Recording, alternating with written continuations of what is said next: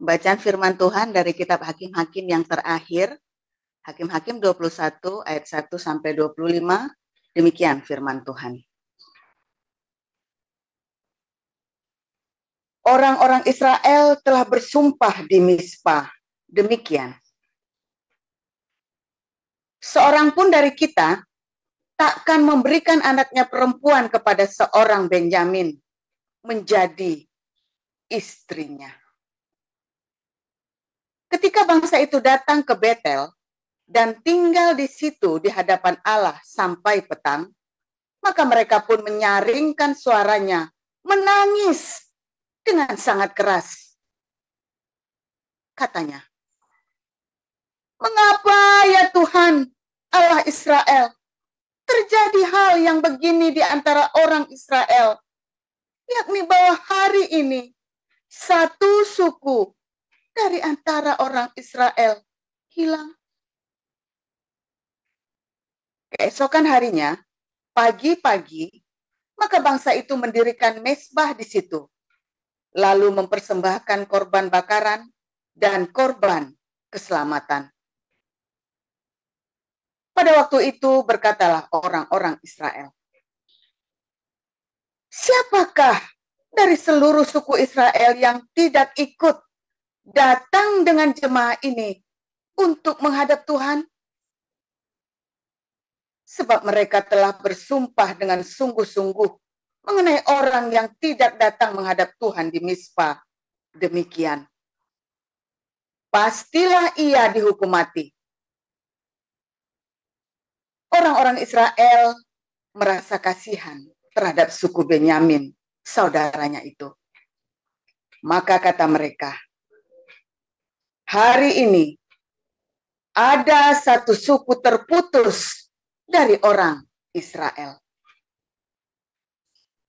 Apakah yang dapat kita lakukan kepada orang-orang yang tinggal itu dalam hal mencarikan istri? Karena kitalah yang bersumpah demi Tuhan untuk tidak memberikan seorang pun dari anak-anak perempuan kita kepada mereka menjadi istrinya." Sebab itu berkatalah mereka, "Dari suku-suku Israel, adakah satu yang tidak datang menghadap Tuhan di Mizpah?" Lalu tampaklah bahwa dari Yabesh Gilead tidak ada seorang pun yang datang ke perkemahan jemaah itu. Lalu diperiksa jumlah bangsa itu, dan tampaklah tidak hadir seorang pun dari penduduk Yabesh Gilead. Maka perkumpulan itu hanya menyuruh ke situ 12.000 orang dari orang-orang gagah perkasa dengan memerintahkan kepada mereka demikian, "Pergilah, pukullah penduduk Yabes Gilead dengan mata pedang, yang juga perempuan-perempuan dan anak-anak. Tetapi perbuatlah begini, hanya semua laki-laki sajalah dan semua perempuan yang telah pernah tidur dengan laki-laki harus kamu tumpas." Mereka menjumpai di antara penduduk Yabesh Gilead 400 orang anak gadis perawan yang belum pernah tidur dengan orang laki-laki. Lalu gadis-gadis itu dibawa mereka ke perkemahan di Silo di tanah Kanaan. Sesudah itu, segenap umat itu menyuruh orang membawa pesan kepada Bani Benyamin yang ada di Bukit Batu Rimon, lalu memaklumkan damai kepada mereka. Pada waktu itu, kembalilah suku Benyamin, dan kepada mereka diberikan perempuan-perempuan yang telah dibiarkan hidup dari antara perempuan Yabesh Gilead. Tetapi belum cukup juga jumlahnya bagi mereka.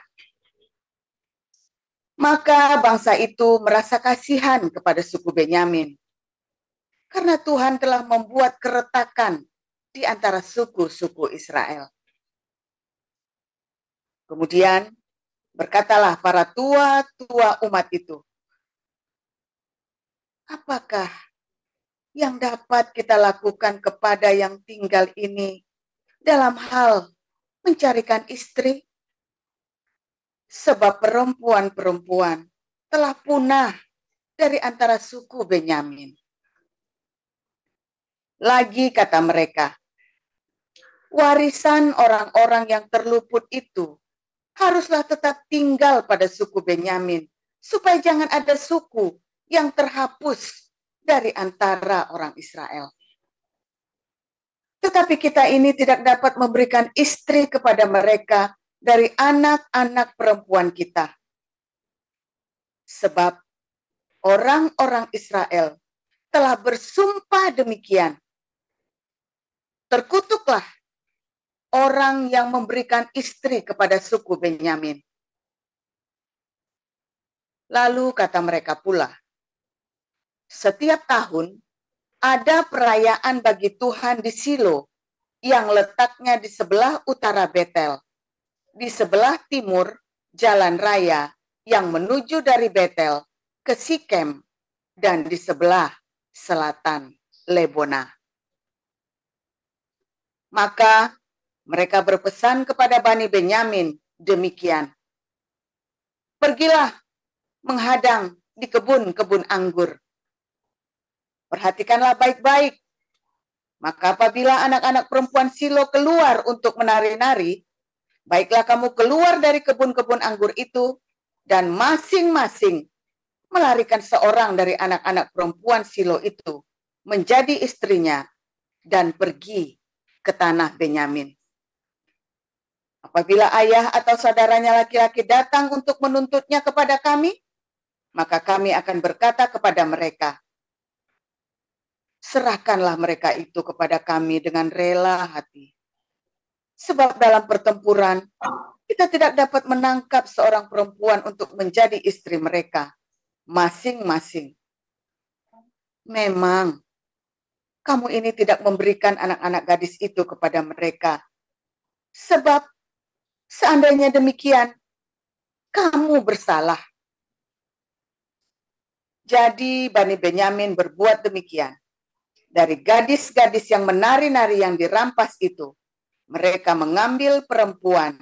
Jumlahnya sama dengan jumlah mereka. Kemudian pulanglah mereka ke milik pusakanya, lalu membangun kota-kotanya kembali dan diam di sana. Pada waktu itu pergilah orang Israel dari sana, masing-masing menurut suku dan kaumnya. Mereka masing-masing berangkat dari sana ke milik pusakanya. Pada zaman itu, tidak ada raja di antara orang Israel. Setiap orang berbuat apa yang benar menurut pandangannya sendiri. Demikian. Kisah para Rasul. Yuk, silakan Pak. Kisah para Rasul 1 ayat 1 sampai 26. Hai Theophilus, dalam bukuku yang pertama aku menulis tentang segala sesuatu yang dikerjakan dan diajarkan Yesus sampai pada hari ia terangkat. Sebelum itu ia telah memberi perintahnya oleh Roh Kudus kepada rasul-rasul yang dipilihnya. Kepada mereka ia menunjukkan dirinya setelah penderitaannya selesai, dan dengan banyak tanda ia membuktikan bahwa ia hidup. Sebab selama 40 hari ia berulang-ulang menampakkan diri dan berbicara kepada mereka tentang kerajaan Allah. Pada suatu hari ketika ia makan bersama-sama dengan mereka, ia melarang mereka meninggalkan Yerusalem dan menyuruh mereka tinggal di situ menantikan janji Bapa. Yang demikian katanya, telah kamu dengar daripadaku, sebab Yohanes membaptis dengan air, tetapi tidak lama lagi kamu akan dibaptis dengan Roh Kudus. Maka bertanyalah mereka yang berkumpul di situ, Tuhan, maukah Engkau pada hari ini memulihkan kerajaan bagi Israel? Jawabnya, Engkau tidak perlu mengetahui masa dan waktu yang ditetapkan Bapa sendiri menurut kuasanya. Tetapi kamu akan menerima kuasa kalau Roh Kudus turun ke atas kamu, dan kamu akan menjadi saksiku di Yerusalem dan di seluruh Yudea dan Samaria dan sampai ke ujung bumi.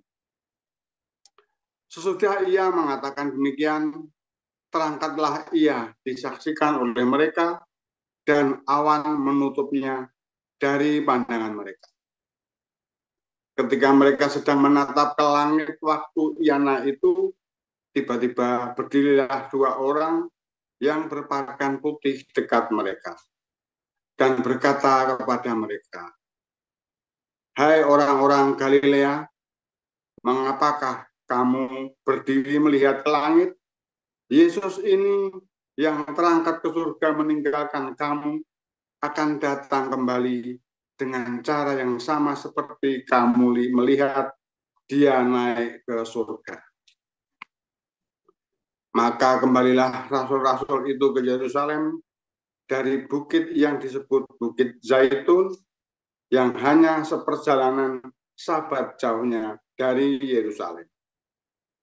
Setelah mereka tiba di kota, naiklah mereka ke ruang atas, tempat mereka menumpang. Mereka itu ialah Petrus dan Yohanes, Yakobus dan Andreas, Filipus dan Thomas, Bartolomeus dan Matius, Yakobus bin Alfeus, dan Simon orang Zelot, dan Yudas bin Yakobus. Mereka semua bertekun dengan sehati dalam doa bersama-sama dengan beberapa perempuan serta Maria, ibu Yesus, dan dengan saudara-saudara Yesus. Pada hari-hari itu berdirilah Petrus di tengah-tengah saudara-saudara yang sedang berkumpul.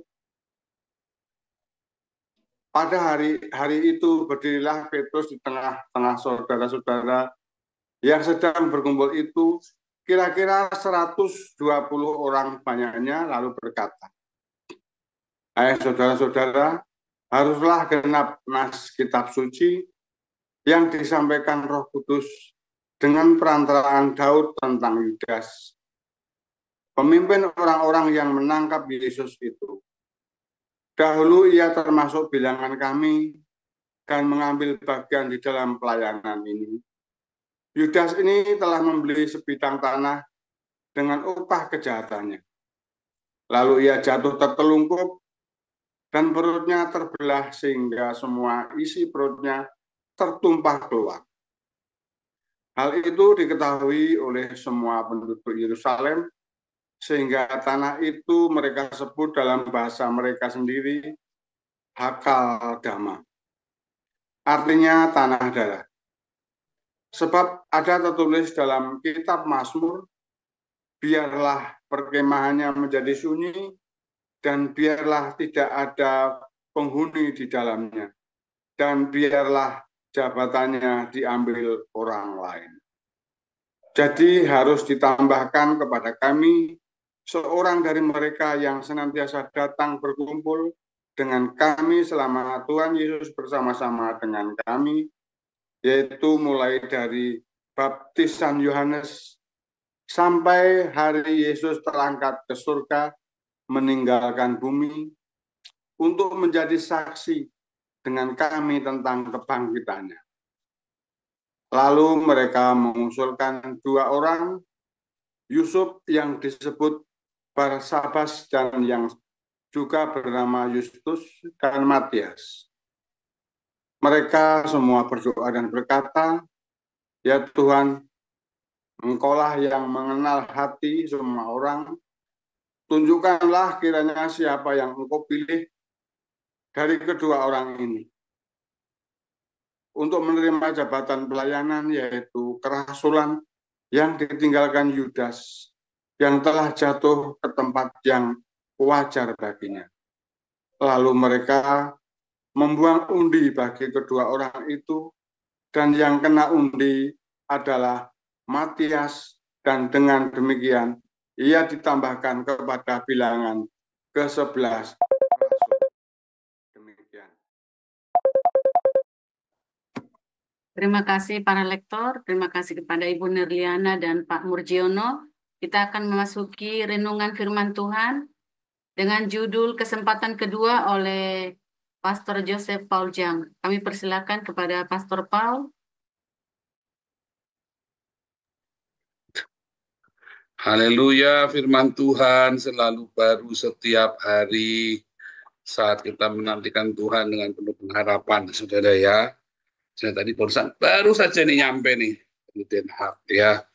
Tadi saya mampir ke Kampung Daun yang bantu kita menerima itu ya orang kerja itu ya. Kerja di restoran ya. Orang Rumania besok kita mau baptis ya. Besok mau dibaptis, ini orang beruntung sekali ketemu kita, saudara ya. Jadi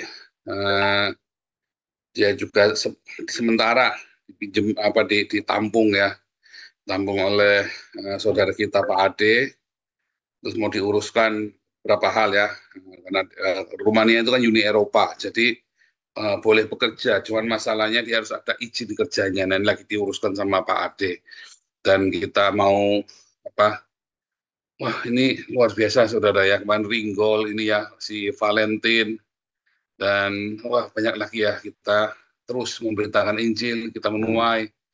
Waduh, saudara tahu, 1 jiwa, ya Tuhan Yesus sudah memberikan contohnya ya, harga 2.000 ekor babi, masuk jurang semua buat menyelamatkan 1 jiwa. Ini ya, saudara ya. Artinya kalau tolong secara materi, wah itu udah nggak terhingga harganya ya, saudara ya. 2.000, berapapun ongkosnya ya, saudara ya, at any cost. Tuhan Yesus lakukan. Kita juga begitu ya. Kayak tadi ngomong-ngomong, saya ketemu sama orang Kurasau, pendetanya ya, orang Kurasau dari ini. Wah kita akan bikin ya, akan nanti kita bikin acara bersama ya, saudara ya. Ya saya undang juga untuk supaya kita bisa saling belajar satu sama lain, kita bisa kompak ya. Dan memang harus hati-hati sekali ya kalau masalah pengajaran, masalah itu kita harus hati-hati saudara ya. Tetapi untuk bekerja bersama semua bisa saudara ya. Untuk bekerja bersama menuai jiwa-jiwa, selama kita menuai di dalam nama Tuhan Yesus Kristus, kita bisa bekerja sama. Dan luar biasa saudara, tadi dia kaget-kaget ketika saya bilang apa yang bisa saya lakukan buat kamu. Wah dia lagi mengeluh kondisinya begini, oke, kita lakukan sama-sama. Wah dia kaget, kita mesti bayar berapa nih? Nggak usah bayar, kita punya tim musik bagus saudara ya. Tim musik kita itu sebenarnya bagus, cuman kita ini kurang orang saja, kurang orang buat nyiapin gitu loh. Kamu yang nyiapin, kita tinggal main pokoknya gitu ya. Alat-alatnya kita punya semua, pokoknya kamu harus bantu kita nyiapin karena kita butuh waktu ya untuk nyiapin itu, dan kita selalu kurangan waktu. Dan luar biasa saudara ya, semua pekerjaan Tuhan kalau kita lakukan bersama-sama pasti akan menuai hasilnya. Ada unity, pasti ada penuaian saudara ya. Kami waktu di Betani dulu ya, kerja musuhan sama Betani ya, dimusuhi. Anak-anak mudanya kita bikin acara bersama saudara ya. Saudara, anak-anak ini semua dilawat Tuhan. Betania juga dilawat Tuhan. GKI-nya dilawat Tuhan. Itu satu GKI itu anak mudanya ikut kita acara kita semua konser ya, tahun 98 saya ingat sekali itu ya. Ya tahun 98 itu ya, yang rame-rame kerusuhan Mei itu ya, malamnya itu bulan Oktobernya tanggal 28 Oktober 98 kita bikin acara ya, orang Papua, orang Dayak, orang dari mana-mana ya, orang Batak, orang Pinaisan. Waduh, kita bikin acara yang luar biasa ya, malam itu 200 orang kita tampil bersama dari berbagai gereja. Dan saat itu mulai ya, anak-anak muda mulai bangkit itu ya, dan gereja-gereja itu penuh. Gereja penuh kecuali GPI kosong. Dia nggak mau ikut, salah sendiri. Ya nggak mau ikut, tapi gereja-gereja mendukung kita semua diberkati Tuhan ya, termasuk GKI segala macam. Kalau kita bersatu, selalu ada tuayan, saudara. Entah mengapa ya, benar-benar bersatu ya, bukan cuma bersatu, kita bisa mengesampingkan perbedaannya kita. Pasti selalu ada tuayan, saudara. Kenapa di sini kita menuai terus? Di sini tuh banyak ya, dari Katolik, dari mana ya, dari Reform, dari mana-mana, dari berbagai macam gereja kita di sini ada, kumpul semua. Kita tidak urusan gereja dogmanya apa, Trinitas, Oneness, kita tidak urusan, saudara. Kita bersatu, kita menuai, ya. Kita nggak tahu, ya. Bahkan orang-orang berdosa pun berkumpul di sini. Tapi bukan orang-orang yang ingin berbuat dosa, orang berdosa yang ingin mendapat kesempatan kedua. Ya, aduh, kalau cerita ya satu-satu orang ya yang pada curhat sama saya, hati saya bilang kamu pasti bisa dipulihkan. Karena saya pun kesempatan kedua, saudara. Buat saya ini adalah kesempatan kedua. Saya tinggalkan Tuhan 2010 sampai 2013 Desember ya, awal 2010, saya ingat sekali awal 2010 sampai 2013. 4 tahun saya tinggalkan Tuhan. Ya sebelum itu saya ketemu Samiton ya, saya bilang sama Kak Samiton. Waktu itu dia lagi hancur-hancuran hidupnya ya. Kak Samiton, kesempatan kedua itu lebih dahsyat. Lihat Samson, dia dapat kesempatan kedua. Dikatakan yang dibunuhnya di hari itu lebih banyak daripada semua orang yang dibunuh, orang Filistin yang dibunuh oleh Samson selama hidupnya dia. Hari itu dia membunuh semuanya, saudara ya. Raja-raja Filistin itu kumpul semua di sebuah bangunan yang besar, dan itu semua mati semua di bawah itu ya. Kesempatan kedua, saudara, dahsyat sekali. Ya, saudara, ketika Bani Benyamin ini mendapatkan kesempatan kedua, keluarlah Raja Saul, saudara ya. Dan bahkan Benyamin kemudian masuk ke dalam suku Yehuda, ke dalam kerajaan Yehuda yang tidak ikut murtad, saudara ya. Anda lihat suku Dan, sampai hari pembuangan dia nggak bertobat, saudara. Ya udah hilang. Suku Dan itu hilang, ya di Wahyu 7 kan hilang kan suku Dan, nggak bertobat, dia tetap menyembah berhala, saudara. Hilang kan suku Dan itu. Saudara coba Anda lihat, Yudas. Yudas itu tidak mau bertobat karena kesombongannya dia sendiri. Dia menutup pintu pengampunan bagi Tuhan. Ya kan? Dia menutup pintu pengampunan. Tetapi lihat, di Kisah Rasul 1, Yesus datang kepada semua murid yang meninggalkan dia. Dan meninggalkan, tercerai-berai meninggalkan Yesus. Hanya Yohanes, ya, makanya Yohanes saja itu ya, Yohanes murid yang dikasihinya itu, yang tetap tinggal bersama Yesus sampai nunggu di bawah kaki salibnya Yesus. Yang lain semuanya pergi, saudara. Tetapi di Kisah Rasul 1, Tuhan Yesus kasih kesempatan yang kedua buat mereka. Di kesempatan yang kedua itu, mereka semua dipakai dengan dahsyat, saudara. Semua yang mendapat kesempatan kedua itu dipakai lebih dahsyat dari sebelumnya. Orang-orang yang mau menerima kesempatan kedua dari Tuhan, orang-orang yang mau membuka dirinya, yang tidak sombong, mau, iya Tuhan, tolong aku Tuhan, berikan aku kesempatan lagi Tuhan. Istrimu mungkin tidak mau kasih kesempatan kamu lagi, suamimu tidak mau kasih kesempatan kamu lagi. Mungkin orang tuamu tidak memberimu kesempatan lagi, saudara. Mungkin bosmu tidak memberi kesempatan lagi, tetapi Tuhan Yesus kasih kesempatan kedua buat kamu, saudara. Dan jangan sampai kamu minta kesempatan ketiga, saudara. Ya, jangan coba-coba. Bagus kamu dapat kesempatan kedua, jangan coba-coba dengan kesempatan ketiga, saudara. Hati-hati, nanti akhirnya kamu mempermainkan Roh Kudus nanti. Ya, mendukakan Roh Kudus. Kesempatan pertama, kamu bisa salah. Kesempatan kedua, jangan sampai salah. Sampai mati, saudara.